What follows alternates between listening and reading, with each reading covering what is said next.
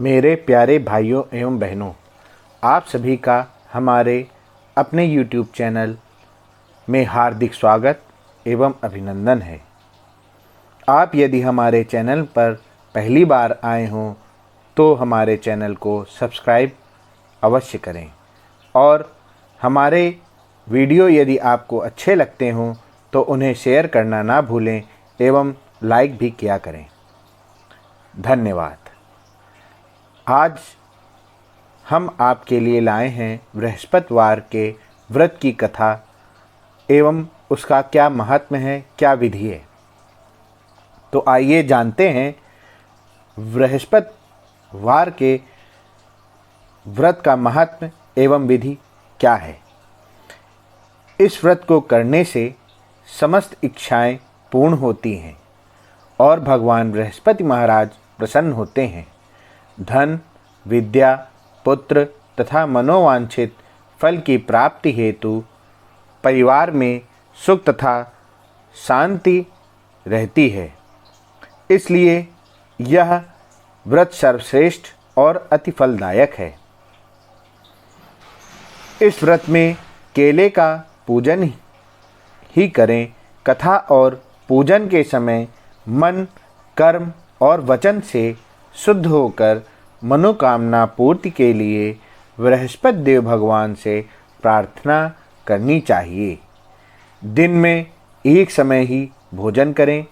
भोजन में पीला भोजन करा जाना चाहिए, जैसे कि चने की दाल आदि का करें। नमक ना खाएं। पीले वस्त्र पहनें। पीले फलों का प्रयोग करें।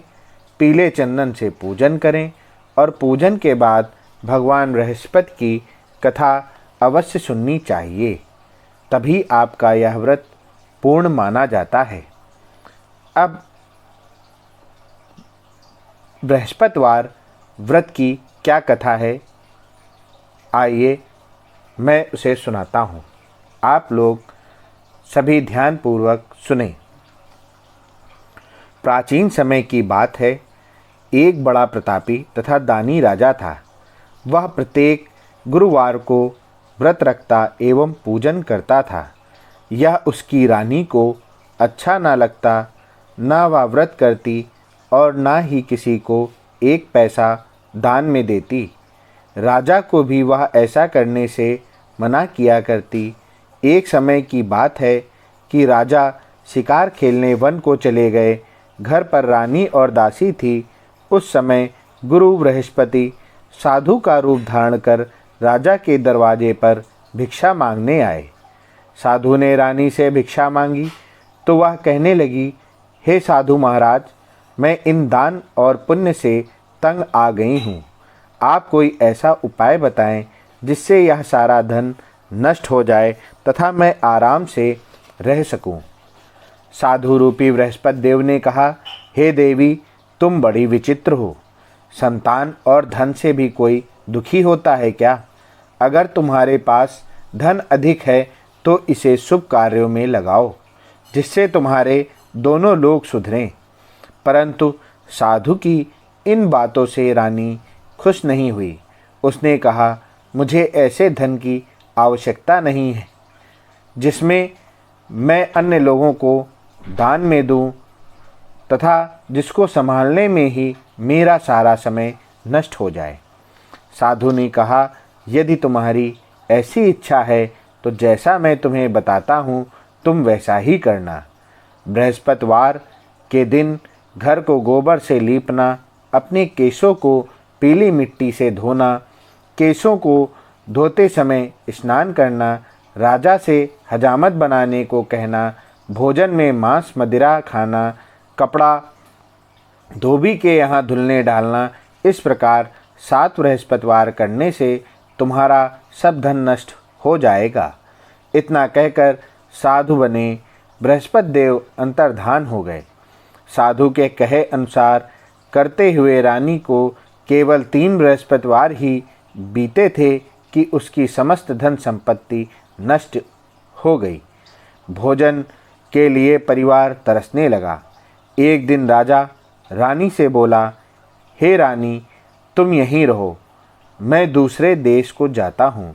क्योंकि यहाँ पर मुझे सभी जानते हैं, इसलिए मैं यहाँ कोई छोटा कार्य नहीं कर सकता। ऐसा कहकर राजा परदेश चला गया। वहाँ वह जंगल से लकड़ी काट कर लाता और शहर में बेचता। इस तरह वह अपना जीवन व्यतीत करने लगा। इधर राजा के बिना रानी और दासी दुखी रहने लगी।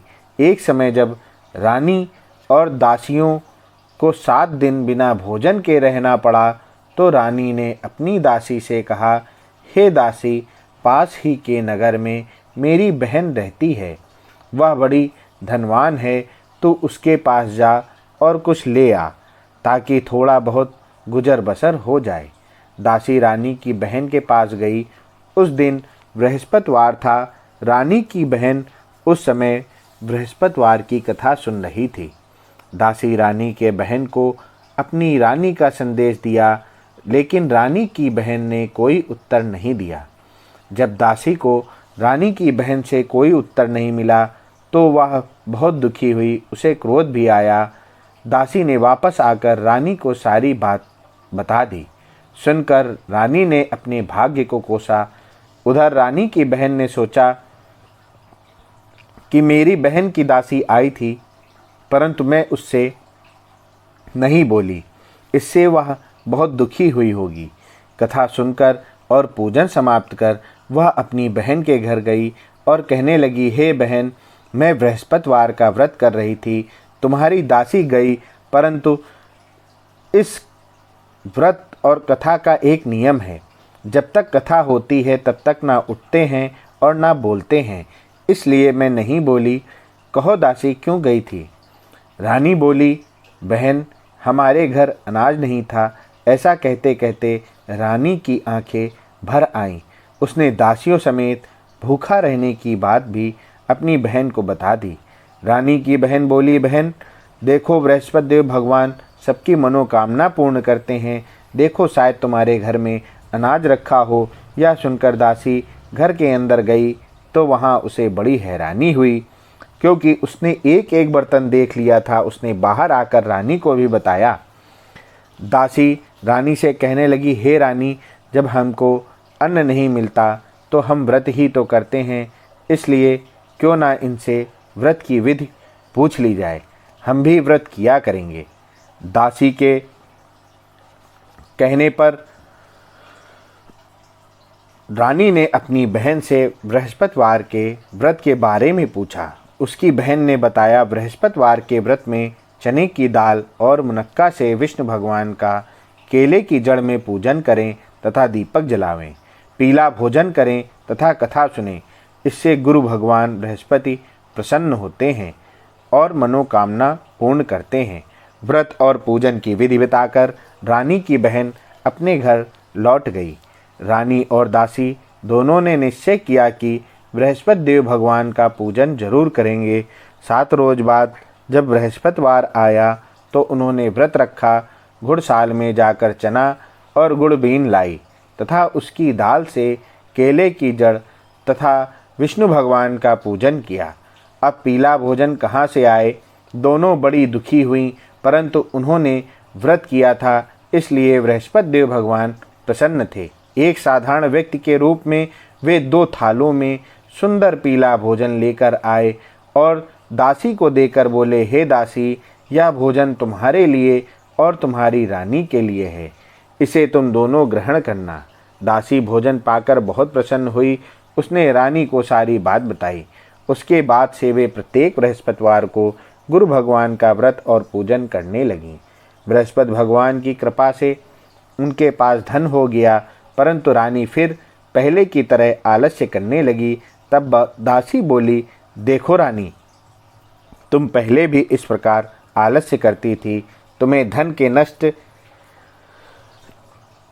नष्ट होने का बाद में पछतावा हुआ था। तुम्हें धन के रखने में कष्ट भी होता था, इस कारण सभी धन नष्ट हो गया। अब गुरु भगवान की कृपा से धन मिला है तो फिर तुम्हें आलस्य होता है। बड़ी मुसीबतों के बाद हमने यह धन पाया है, इसलिए हमें दान पुण्य करना चाहिए।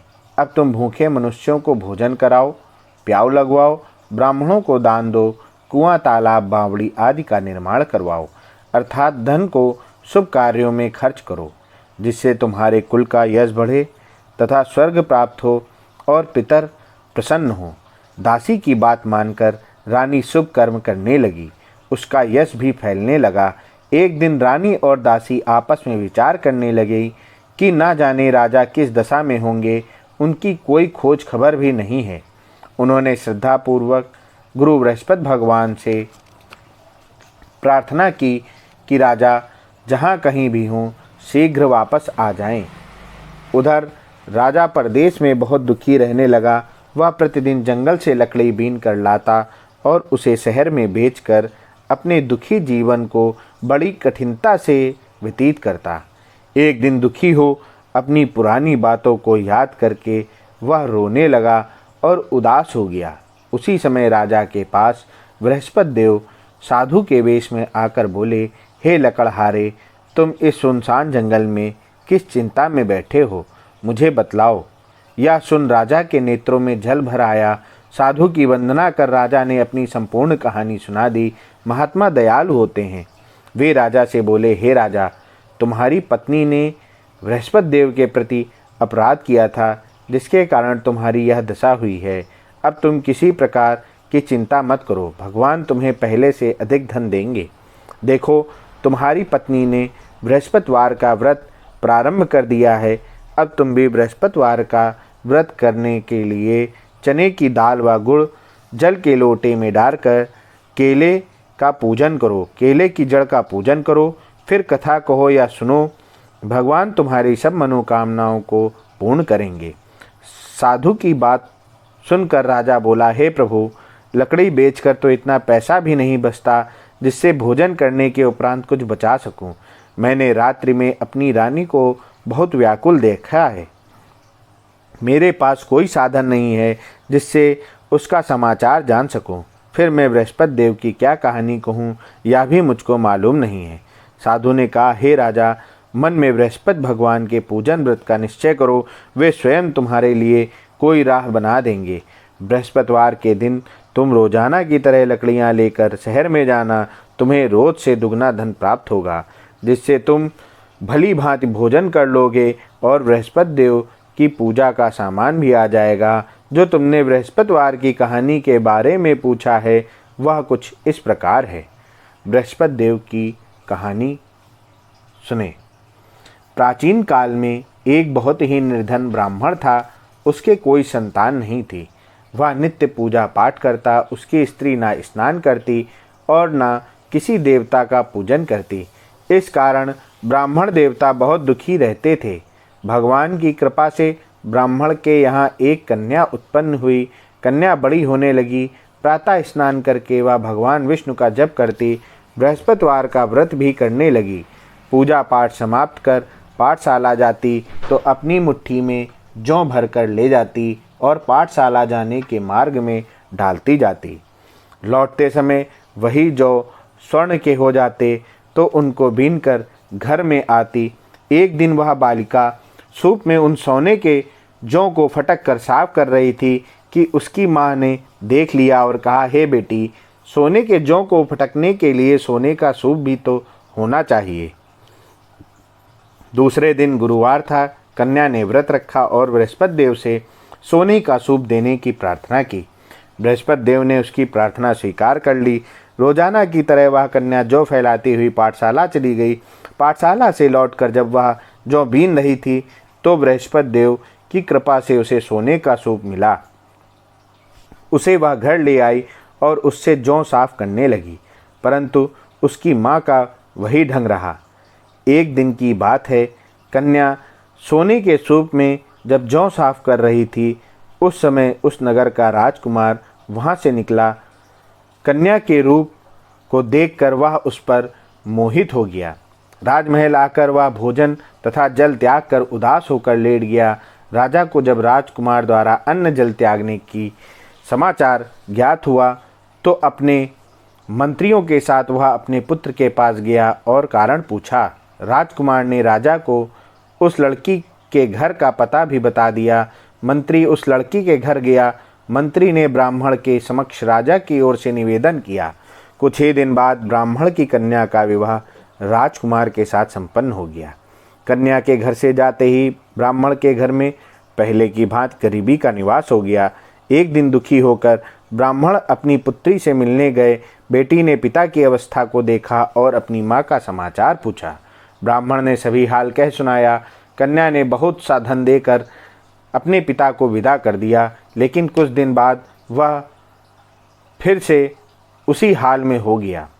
ब्राह्मण फिर अपनी कन्या के यहाँ गया और सभी हाल कहा तो पुत्री बोली, हे पिताजी, आप माताजी को यहाँ लिवा लाओ, मैं उन्हें वध विधि बता दूंगी जिससे गरीबी दूर हो जाए।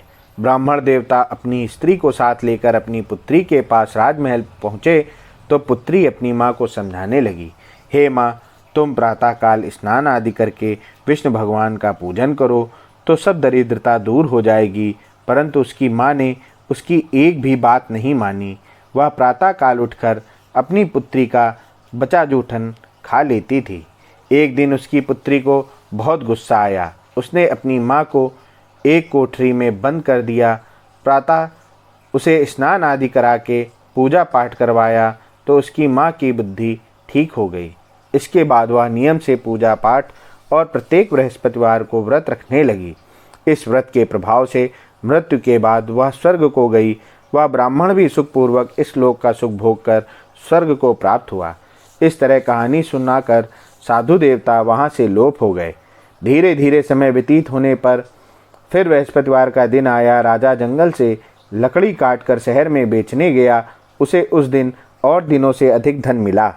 राजा ने चना गुड़ आदि लेकर बृहस्पतिवार का व्रत किया। उस दिन से उसके सभी क्लेश दूर हुए। परंतु जब अगले गुरुवार का दिन आया तो वह बृहस्पतिवार का व्रत करना भूल गया। इस कारण बृहस्पति भगवान नाराज हो गए। उस दिन उस नगर के राजा ने विशाल यज्ञ का आयोजन किया था तथा अपने समस्त राज्य में घोषणा करवा दी कि सभी मेरे यहाँ भोजन करने आवें, किसी के घर चूल्हा ना जले। इस आज्ञा को जो ना मानेगा उसको फांसी दे दी जाएगी।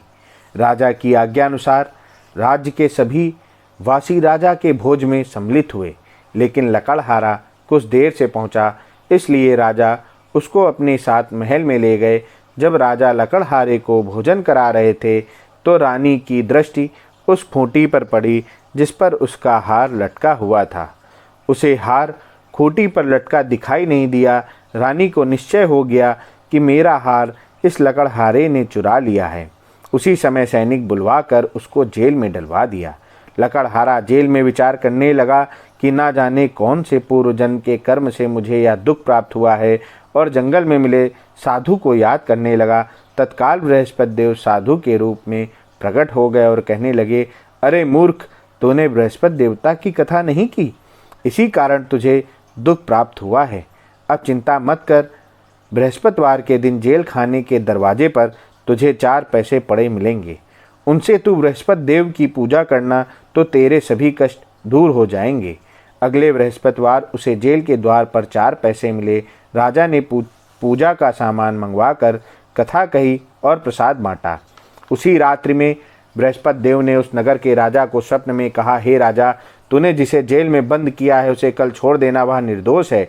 राजा प्रातःकाल उठा और खूंटी पर हार टंगा देखकर लकड़हारे को बुलाकर उससे क्षमा मांगी तथा राजा योग्य सुंदर वस्त्र आभूषण भेंट कर उसे विदा किया। गुरुदेव की आज्ञानुसार राजा अपने नगर को चल दिया। राजा जब नगर के निकट पहुंचा तो उसे बड़ा ही आश्चर्य हुआ। नगर में पहले से अधिक बाग, तालाब और कुएं तथा बहुत सी धर्मशालाएं, मंदिर आदि बने हुए थे। राजा ने पूछा कि यह सब किसका बाग और धर्मशाला है। तब नगर के सब लोग कहने लगे कि यह सब रानी और दासी द्वारा बनवाए गए हैं। राजा को आश्चर्य हुआ और गुस्सा भी आया कि उसकी अनुपस्थिति में रानी के पास धन कहाँ से आया होगा। जब रानी ने यह खबर सुनी कि राजा आ रहे हैं तो उसने अपनी दासी से कहा, हे दासी, देख राजा हमको कितनी बुरी हालत में छोड़ गए थे, वह हमारी ऐसी हालत देखकर लौट न जाएं, इसलिए तू दरवाजे पर खड़ी हो जा। रानी की आज्ञा अनुसार दासी दरवाजे पर खड़ी हो गई और जब राजा आए तो उन्हें अपने साथ महल में लिवा लाई। तब राजा ने क्रोध करके अपनी तलवार निकाली और पूछने लगा, बताओ यह धन तुम्हें कैसे प्राप्त हुआ है। तब रानी ने सारी कथा कह सुनाई। राजा ने निश्चय किया कि मैं रोजाना दिन में 3 बार कथा करूँगा। अब हर समय राजा के दुपट्टे में चने की दाल बंधी रहती तथा दिन में 3 बार कथा कहता। एक रोज राजा ने विचार किया कि चलो अपनी बहन के यहाँ हो आऊँ। इस तरह का निश्चय कर राजा घोड़े पर सवार हो अपनी बहन के यहाँ चल दिया। मार्ग में उसने देखा कि कुछ आदमी एक मुर्दे को लिए जा रहे हैं। उन्हें रोककर राजा कहने लगा, अरे भैया, मेरी बृहस्पतिवार की कथा सुन लो। वे बोले, लो, हमारा तो आदमी मर गया है, इसको अपनी कथा की पड़ी है। परंतु कुछ आदमी बोले, अच्छा कहो, हम तुम्हारी कथा भी सुनेंगे। राजा ने दाल निकाली और कथा कहनी शुरू कर दी। जब कथा आधी हुई तो मुर्दा हिलने लगा और जब कथा समाप्त हुई तो मुर्दा राम राम करके वह खड़ा हो गया। राजा आगे बढ़ा। उसे चलते चलते शाम हो गई। आगे मार्ग में उसे एक किसान खेत में हल चलाता मिला। राजा ने उससे कथा सुनने का आग्रह किया, लेकिन वह नहीं माना। राजा आगे चल पड़ा। राजा के हटते ही बैल पछाड़ खाकर गिर गए तथा किसान के पेट में बहुत जोर से दर्द होने लगा। उसी समय किसान की माँ रोटी लेकर आई। उसने जब देखा तो अपने पुत्र से सब हाल पूछा। बेटे ने सभी हाल बता दिया। बुढ़िया दौड़ी दौड़ी उस घुड़सवार के पास गई और उससे बोली, मैं तेरी कथा सुनूंगी, तू अपनी कथा मेरे खेत पर ही चलकर कहना। राजा ने लौटकर बुढ़िया के खेत पर जाकर कथा कही, जिसके सुनते ही बैल खड़े हो गए तथा किसान के पेट का दर्द भी बंद हो गया। राजा अपनी बहन के घर पहुंच गया। बहन ने भाई की खूब मेहमानी की। दूसरे रोज प्रातःकाल राजा जागा तो वह देखने लगा कि सब लोग भोजन कर रहे हैं। राजा ने अपनी बहन से जब पूछा, ऐसा कोई मनुष्य है जिसने भोजन नहीं किया हो, जो मेरी बृहस्पतिवार की कथा सुन ले? बहन बोली, नहीं भैया, यह देश ऐसा ही है। पहले यहाँ के लोग भोजन करते हैं, बाद में अन्य काम करते हैं। फिर वह एक कुम्हार के घर गई, जिसका लड़का बीमार था। उसे मालूम हुआ कि उसके यहाँ 3 दिन से किसी ने भोजन नहीं किया है। रानी ने अपने भाई की कथा सुनने के लिए उस कुम्हार से कहा। वह तैयार हो गया। राजा ने जाकर बृहस्पतिवार की कथा कही, जिसको सुनकर उसका लड़का पूर्ण स्वस्थ हो गया, पूर्ण रूप से ठीक हो गया। अब राजा की प्रशंसा होने लगी। एक दिन राजा ने अपनी बहन से कहा, हे बहन, मैं अब अपने घर जाऊंगा, तुम भी तैयार हो जाओ। राजा की बहन ने अपनी सास से अपने भाई के साथ जाने की आज्ञा मांगी। सास बोली, चली जा, परंतु अपने लड़कों को मत ले जाना, क्योंकि तेरे भाई के कोई संतान नहीं होती है। बहन ने अपने भाई से कहा, हे भैया, मैं तो चलूँगी, परंतु कोई बालक नहीं जाएगा। अपनी बहन को भी छोड़कर दुखी मन से राजा अपने नगर को लौट आया। राजा ने अपनी रानी से सारी कथा बताई और बिना भोजन किए वह सैया पर लेट गया। रानी बोली, हे प्रभु, बृहस्पति देव ने हमें सब कुछ दिया है, वे हमें संतान अवश्य देंगे। उसी रात बृहस्पति देव ने राजा को स्वप्न में कहा, हे राजन, उठ, सभी सोच त्याग दे, तेरी रानी गर्भवती है। राजा को यह जानकर बड़ी खुशी हुई। 9वें महीने रानी के गर्भ से एक सुंदर पुत्र पैदा हुआ। तब राजा बोला, हे रानी, स्त्री बिना भोजन के रह सकती है, परंतु बिना कहे नहीं रह सकती। जब मेरी बहन आए तुम उससे कुछ मत कहना। रानी ने हाँ कर दी। जब राजा की बहन ने यह शुभ समाचार सुना तो वह बहुत खुश हुई तथा बधाई लेकर अपने भाई के यहाँ आई। रानी ने तब उसे आने का उलाहना दिया। जब भाई अपने साथ ला रहे थे तब टाल गई, उनके साथ ना आई और आज अपने आप ही भागी भागी बिना बुलाए आ गई। तो राजा की बहन बोली, भाई, मैं इस प्रकार ना कहती तो तुम्हारे घर औलाद कैसे होती। बृहस्पति देव सभी कामनाएं पूर्ण करते हैं। जो सद्भावना पूर्वक बृहस्पतिवार का व्रत करता है एवं व्रत कथा पढ़ता है एवं सुनाता है और दूसरों को सुनाता है या सुनता है, बृहस्पति देव उसकी सभी मनोकामनाएं पूर्ण करते हैं, उनकी सदैव रक्षा करते हैं। जो संसार में सद्भावना से गुरुदेव का पूजन एवं व्रत सच्चे हृदय से करते हैं, उनकी सभी मनोकामनाएं वैसे ही पूर्ण होती हैं जैसी सच्ची भावना से रानी और राजा ने बृहस्पति देव की कथा का गुणगान किया तो उनकी सभी इच्छाएं बृहस्पति देव ने पूर्ण की। अनजाने में भी बृहस्पति देव की उपेक्षा ना करें, ऐसा करने से सुख शांति नष्ट हो जाती है। इसलिए सबको कथा सुनने के बाद प्रसाद लेकर जाना चाहिए। हृदय से उनका मनन करते हुए जयकारा बोलना चाहिए। इस श्री बृहस्पतिवार व्रत कथा। बोलिए श्री बृहस्पति देव भगवान की जय, श्री विष्णुदेव भगवान की जय, श्री लक्ष्मी नारायण भगवान की जय। जय जय श्री राधे।